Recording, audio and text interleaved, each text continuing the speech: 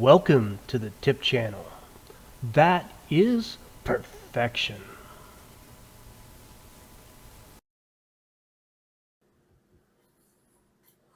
Good morning and welcome to That is Perfection. Today we're going to take a look at preparing a post-form countertop. Now these are available from the lumberyard in different lengths with the miters already cut on them, top bolts already prepared underneath of them.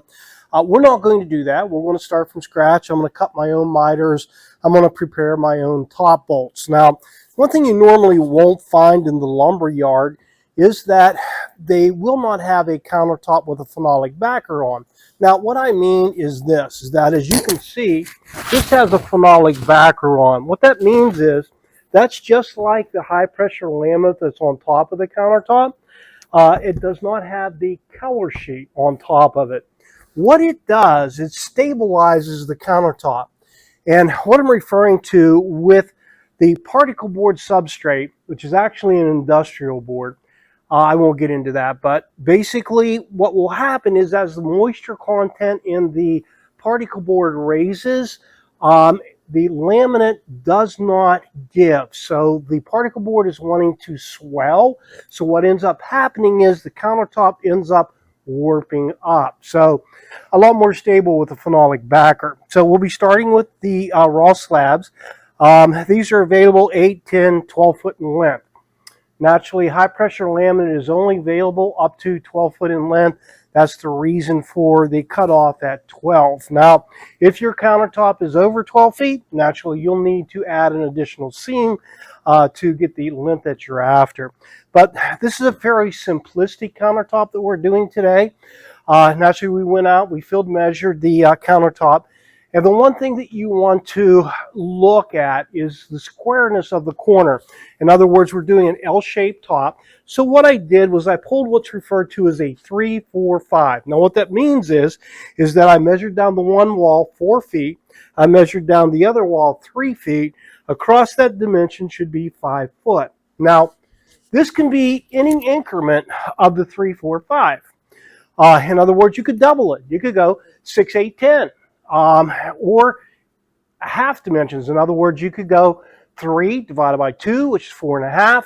You could go the 4 divided by 2, which is 2, plus the 4 is 6. And then naturally take the 5 divided by 2, which is 2.5, plus 5 would be 7.5 feet across the angle. So any dimension thereof, but you want to check that corner for square. Now, the one thing you do want to be careful of is a lot of drywallers get carried away with the amount of mud that they're putting in the corner. So what you want to do is take a level or a framing square and check that corner to see if perhaps the drywall mud is really out, because naturally that will affect your 3, 4, 5 dimension. But we've checked this. This is an older house, and it's about 1/4 inch out of square on the 3, 4, 5. So as we cut our miters, we're going to go ahead and adjust for that. Now, with a post-form countertop, you have a reveal on the back edge of the countertop. Now, on this particular slab, this is about a 1/2 inch reveal. It could vary anywhere from 1/4 inch to 3/4 of an inch, depending upon the top that you're working with. That gives you a little bit of room out in the field, meaning you can put the countertop into place, take a scribe along the countertop, and then take a belt sander with your belt pushing down and go along and bring it right into that line. So that is a way to get the countertop to fit perfect into an imperfect wall. But you got to keep in mind, as you sand that off, you're also changing your length dimension as well. We're going to be cutting our countertops today on a Hendrix countertop saw.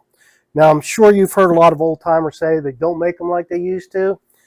And that's true. This baby's been around for many ages and still in great working condition. The way this saw works is that the front lip of the countertop will drop right down into this groove. Now, occasionally you'll get different type of slabs that won't fall down into this groove. So what I'll do is I'll take and put a couple pieces of wood down into the groove, and then bring the front nose of the countertop right up to it.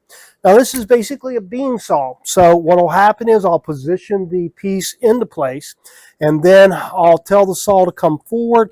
It'll run on those beams and come right out and make our cut on our countertop for us. Okay, so now we have our countertop in the saw and we're ready to make our cut. Now, there's no real easy way on this saw to adjust that miter for the out of squareness of the wall. On our 345 that I pulled, we were 60 3/8, so about 3/8 of an inch out of square. We know that we need to kick the two miters out in order to fit the wall correctly.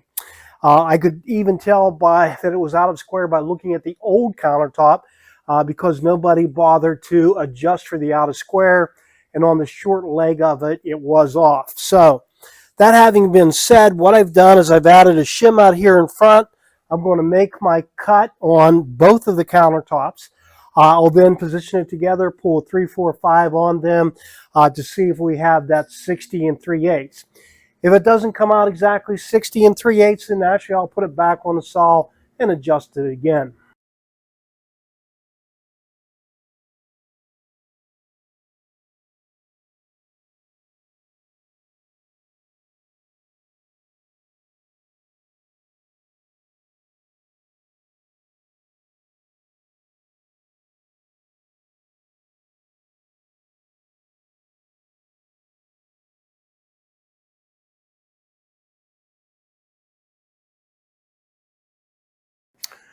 We completed cutting our two miters. I set it up and did a 345 the same way I did the dimension out in the field. On the 345, I'm measuring 60 7/16. Out in the field was 60 3/8. So I'm off by about a 1/16 of an inch. Close enough, at least for government work. But anyways, we have our miter now set to the perfect angle. Our next step is we'll go back into the saw and we'll cut them for length.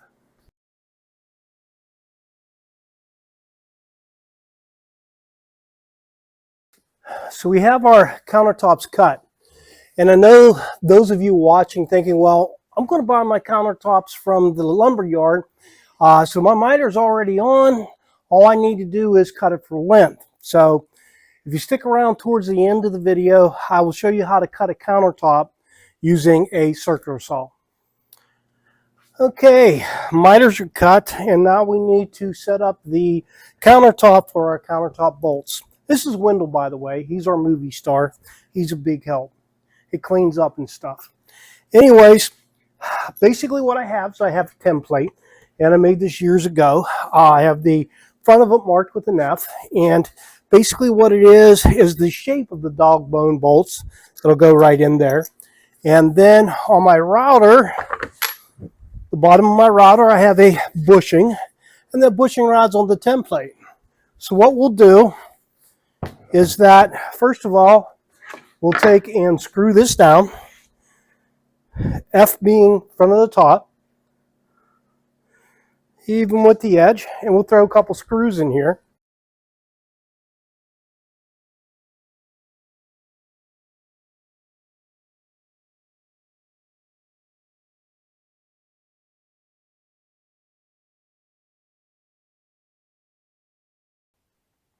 So now we have our countertop bolts routed into our first piece of countertop. We're done with that. So what we're going to do is we're going to take our template. Again, F is the front of the countertop. So what we're going to do is we're going to take it and flip it over and put it on the front edge of the countertop. And again, by doing that, the countertop bolts are going to line up perfectly. We have our dog bone bolts prepared on the underside of the countertop to draw the countertop together. Now at this point we could just glue and go ahead and assemble the miter. But what I like to do is I like everything to be as flush and perfect as possible. I know that is perfection. Sometimes I get a little carried away, but I like to have my customer satisfied at the end of the project. So what I've done is I've watched where my dog bones are at, and I've marked the countertop in 4 locations for some biscuits. I put my 2 pieces together, transferred that mark over to the other side as well. So my biscuit joiner, I have my blade set at 3/8 of an inch to the center of it. The deck is 3/4, so that's putting it right in the meat of the countertop. So as you use this biscuit joiner, what you have to keep in mind is it has to be perfectly flat. You can't be up, you can't be down, or naturally your joint's not going to work out correctly. So it's got to lay nice and flat whenever you actually cut your joints in.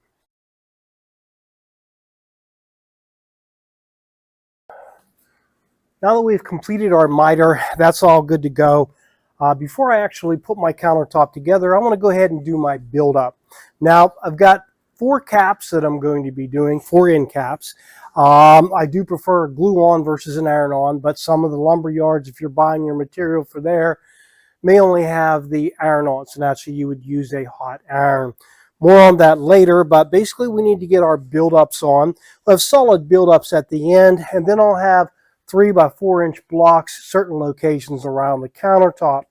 Now I've marked out my sink locations because I don't like to do solid build-up at the sink location. I will go back and throw a couple of small blocks in. That'll allow me to do the sink bowl clips without an issue. Number one. Number two is I cut my sink bowl out. I'm not cutting through solid buildup in the deck of the countertop, so a lot easier to cut my deck out. Now, with the phenolic backer on the underside of the countertop, what I'm using instead of a wood glue is a Hilti Bond 890.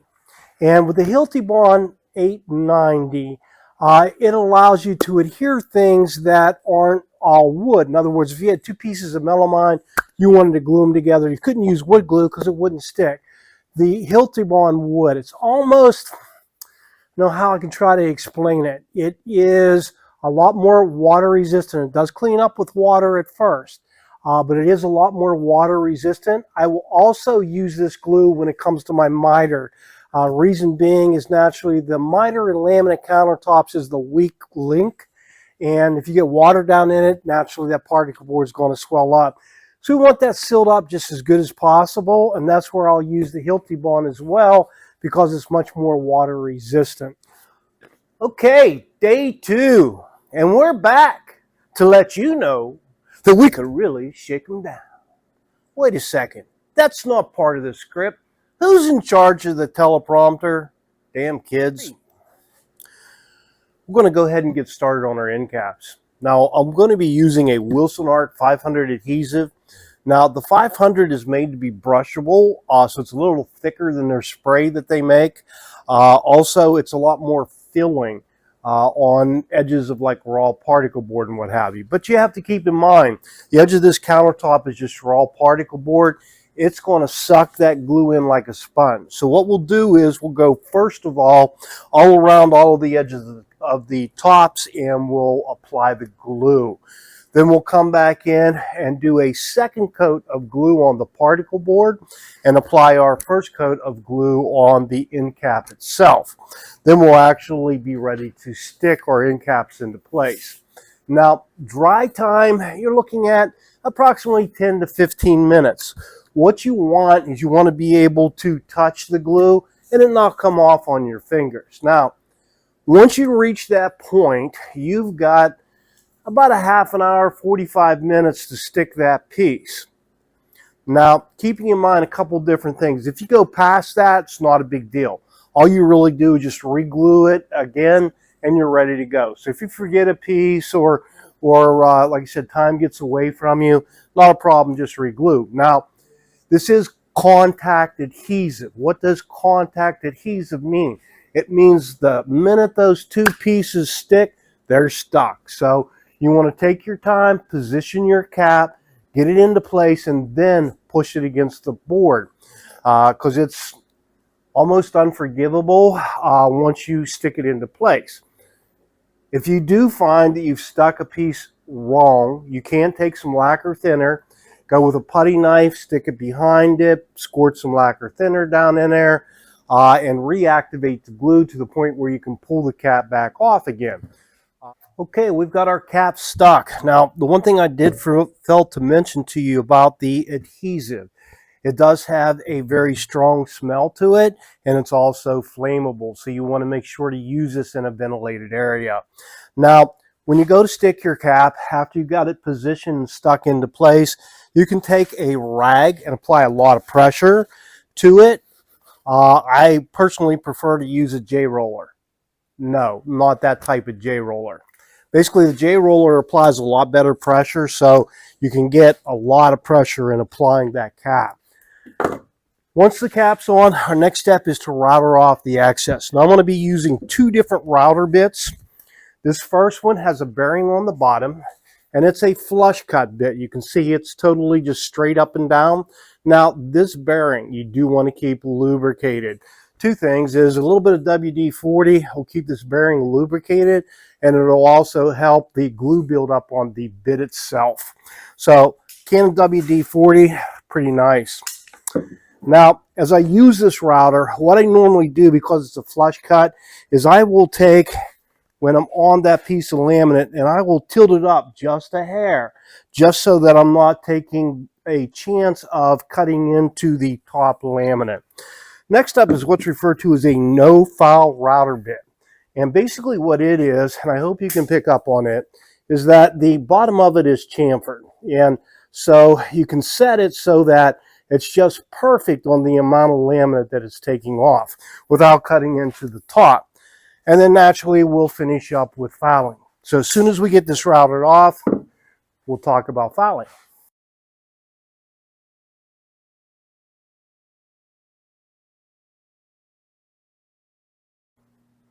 One thing I do want to point out to you about a router, and I don't know whether you paid close attention to me or not, but I actually went from my right to my left. Now, the reason I do that is that if you look at the top of this router, it's actually spinning in a clockwise direction.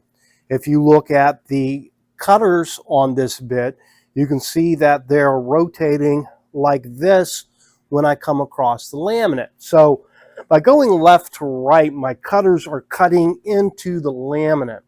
I can go left to right, yes, but what will happen is that you're hitting it with your cutter backwards, so it's wanting to push away from the laminate. So a lot better, cleaner cut if you go from left to right so that the cutters are cutting into the laminate. Next up is to foul. And first of all, what I normally do is I take a little bit of lacquer thinner and hit that excess glue. As I foul, that'll come off a little easier. Now we're using a laminate foul. A laminate foul has two edges. It has a coarse edge and it has a fine edge. And it normally has a cutting edge on the side of the foul as well.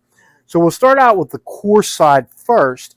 And what I normally do on my first pass is I go rather flat with my countertop. Now, when you're fouling, never ever pull back. You're pushing towards the laminate. If you pull back, you're taking a chance of chipping your laminate. So we don't want to do that.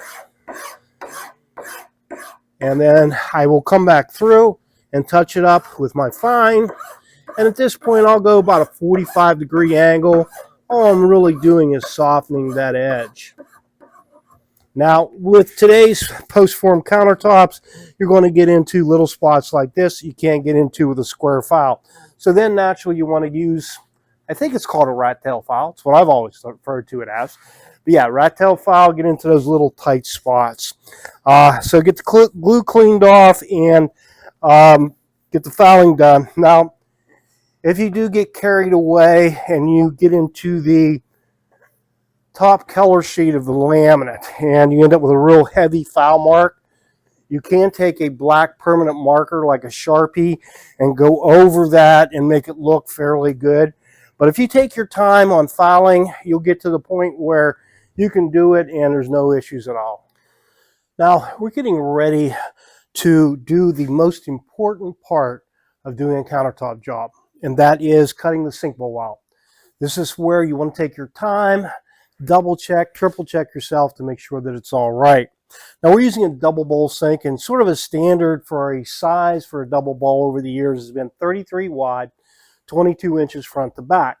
Cutout was 3/8 of an inch less all the way around, or cutout 32 1/4 by 21 1/4. So Basically, that allows a 3/8 overlap all the way around your cutout. Now, for the position, naturally, I checked the center line out in the field. I've marked my center line, then went out from that to find my sides of my sink. For front to back, what I did is I can see where the backsplash goes together with the deck of the countertop. So I went off of that 3/4 of an inch. So going 3/4 of an inch, when I set the sink into place with that 3/8 overlap, that's going to leave about 3/8 of an inch in behind of the sink to get in there and clean. Now, in the older days, we used to make that a little bit bigger than that, a little easier to clean. But here's the scenario. Today's sinks, the front of the bowl, they're making closer and closer to the front of the lip. So if you don't keep it fairly close to the backsplash, what will happen is your front of your bowl won't drop down inside of your sink base. Not a good scenario. Now, to make this cutout, I've checked my bowl, and I'm actually very impressed. This is actually being sold by the lumberyard, and a product called Karaus, K-R-A-U-S. It's one of the composite granite sinks that's new to the marketplace. Well, not that new. It's been out for about the last 20 years, but hey, I'm old, so it's new to me. Anyway, granite composite sink, nice construction, actually made in Italy. And I was surprised. I mean, I thought that Italy was known for its masons. I can tell you, though, that I've gotten a lot of Italian equipment for the shop, and the quality is through the roof. So those guys know something about fabrication. So we're getting ready to make our cutout. And my first part of my cutout, I'll use a circular saw. Now I'm cutting that from the bottom side of the countertop. Reason being, anytime you're cutting laminate, what you're wanting to do is you want to pull that laminate against the substrate. You don't want to pull it away from the substrate. When you pull it away from the substrate, you're taking a very big chance of chipping. So a circular saw blade with a good fine tooth carbide tip blade, we'll cut that from the bottom, and then I'll take and finish up the corners with a jigsaw. Now, I like to do this in the shop. First of all, naturally, it's a messy situation. It will weaken the countertop. Now, backsplash naturally gives the countertop a lot of support. Well, what I'll do is I'll take an 8-foot long 2x4, screw it to the bottom of the countertop. Once I get it out into the field and into position, I'll take that 2x4 off. So a lot better, like I said, to actually do it here. I can dry fit it, make sure it fits properly so I don't have any issues out in the field.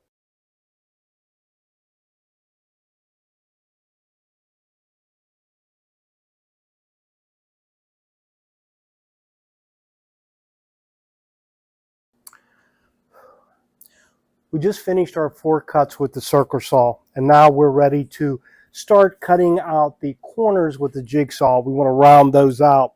Now, before we do that, we want to do one final step. And what I'm talking about is keeping in mind, if that saw cut is off just a little bit, this thing's going to want to drop down through. If it's off a little bit, it can catch the laminate and chip the laminate as it falls. So we don't want that to happen. So what I'll do is I'll take some 2-inch screws and I'll put them in here at an angle. And I'm screwing into the cutout piece so we're not hurting anything on the countertop. And all that really will do is just support that so it doesn't drop down through. Sink bowl cutout is complete. Now we're dry fitting the sink to make sure it fits properly, and it fits perfectly. This is going to make a big improvement to the old house it's going in. And now we're at our final stage of preparing our post-form countertop, and that is assembling the miter. I already mentioned in the video, we're using a Hilti Bond 890. It's almost like a silicone base, so when it dries, I mean, it's really water resistant. And the seam is the weak link of the countertops. We want to get this thing sealed up. What I'll do is I will take and coat the entire side of the particle board on both pieces whenever I go to put it together. I've got my biscuits ready. I got my dog bones ready. I got my 7/16 wrench ready, wet rag, so that whenever I go to do this, it should just flow right together. Now, if you find even with the biscuits you're off just a little bit, Don't beat it with a hammer. Never ever hit these front noses or this backsplash. These will crack very easily, but you can take a block of wood, put it on a countertop, tap a little bit, and it makes it real nice to get it good and flush. So then I get to crawl underneath of this countertop and put my dog bones in. But hey, that's a lot better than being in a Lazy Susan cabinet out in the field or a blind corner while somebody's up on top beating it with a hammer. But anyway, let's go ahead and get this started. We just completed our seam on our countertop, and it turned out very, very well, especially since the consideration we had to cut the countertop out of square. Excuse me, I think that we're very sealed up with the Hilti Bond glue. I did want to mention to you that if you notice a little bit of the glue, say an hour from now or tomorrow or what have you, and you're wondering how do I get that off, a little bit of lacquer thinner will take off any excess Hilti Bond even whenever it's dry. Now, the very last step that I'm going to use is what's referred to as a countertop seam fill. This product is made by a company called Campbell. This has been around forever. K-A-M-P-E-L seam fill, and it will say HPL repair and filler. Now, this is a lacquer-based product, so as you're putting this on, don't smear it all over the countertop. It is a mess to clean up. But once I put this in this seam, that seam's going to be very, very resistant to any water. Now, this product is available in a lot of different colors, and there's charts where you can actually mix colors to get a color. So this is just 901. 901 is just straight white. This is a white countertop, so I'll be able to use this on this as well. If I feel that I need to, I've got a little bit of black. I can come back here and hit a couple splotches of black in as well. This is the final preparation on this seam. Now that we've finished our countertop, I promised those of you who've stuck around how to cut a countertop with a circular saw. Now this would be the case if you went to the lumber yard, bought countertops that had the bevel, the top bolts already in. So all you really need to do is you need to cut the countertop to length. So again, just like when we were talking about cutting the sinkhole in, anytime you cut something that's laminated, you're wanting to pull the laminate against the substrate, not pull it away from the substrate. So taking a look at this countertop, how do we cut it and not chip it all to heck and back? Well, first of all, you can see this front nose. We're going to need to cut this from the underside to come through this front nose, because with our circular saw, as it hits this front nose, it's pushing the laminate into the substrate. So as we continue on the underside, again, we're pulling up on that laminate. So we're taking the chance of chipping away. So we'll cut that front nose and the deck of the countertop from the underside. Now, we can continue through the backsplash, and naturally we're not going to be all the way up into the top profile of the backsplash. Again, if I were to take my saw, and as I come across this top and I try to turn my saw and come through the backsplash, you can see what's happening is my circular saw is pushing that laminate away from the substrate. So we're going to get chippage. We don't want that. So it's got to be done in two cuts. The very first cut's going to be from the underside. We'll do the deck. We'll stop at the backsplash area, and then we'll cut the backsplash. Okay, now what I've done in preparation is I've taken a piece of build-up and I screwed it to the underside of the countertop. After I did that, I took and figured from my mark back, and this is the bottom plate on my circular saw. This guide right here will allow my circular saw to ride right against that. Now, I could have did this with one of the new fancy Craig jigs or what have you, and I may actually do that just because I do like the Craig product. But this is showing you how you can do it with a minimal amount of tools. I've got a couple scrap 2x4s underneath just so I'm not cutting into my table, and a couple clamps to hold it into place so that this isn't moving around while I'm making the cut. I don't have to worry about holding it.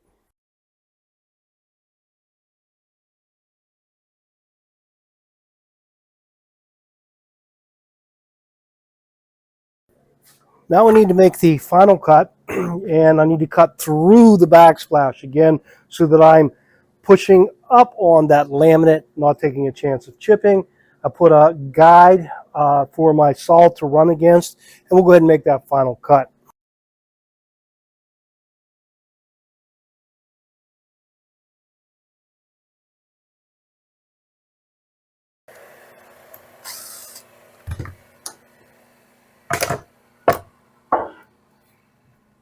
And there we go. We just completed the install of our post-form countertop. Now I'm standing in a little town called Shove. Shove is a coke oven patch town. No, not that type of coke.